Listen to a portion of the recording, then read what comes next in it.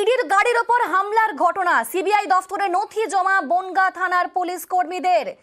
বনগাঁয় ইডির গাড়ির ওপর হামলা, সেই ঘটনাতেই সিবিআই দফতরে নথি জমা বনগাঁ থানার পুলিশ কর্মীদের। আমাদের সঙ্গে রয়েছেন প্রতিনিধি অমিত।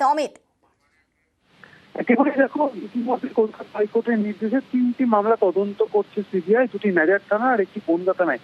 বনগাঁ থানা এলাকায় জানুয়ারি রাতে শঙ্কর আশ্রমকে গ্রেফতার করে যখন নিয়ে আসছিলেন কর্তারা, সেই সময় তাদের গাড়ির উপরে হামলার ঘটনা ঘটে। সেই মামলার তদন্তভার আসলে ছিল হচ্ছে বনগাঁ পিএসএ তদন্ত হচ্ছিল, এবং গত সপ্তাহে কলকাতা হাইকোর্টের নির্দেশে সেই তদন্তভার পৌঁছেছে তদন্তভার দেওয়া হচ্ছে সিবিআই আছে। তারপরে সিবিআই তদন্ত করছে, এবং এর আগেও গত সপ্তাহে সিবিআই তরফে বনগাঁতে গিয়ে তারা রেকি করে এসেছিল, বিভিন্ন সেসব অফারে তারা ভিজিট করেছিল।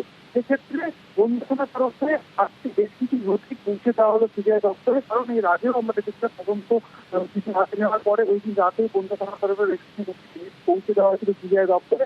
আজকে কিছুক্ষণ আগে বনগাঁ থানার একজন পুলিশ কর্মী তিনি এসেছেন সিবিআই দপ্তরে, এবং বেশ কিছু তিনি নথি নিয়ে এসেছেন, অর্থাৎ কিছু নথিপত্র কিন্তু তুলে দেওয়া হচ্ছে সিবিআইয়ের কাছে বনগাঁ থানায় যে মামলা চলছিল সেই সংক্রান্ত।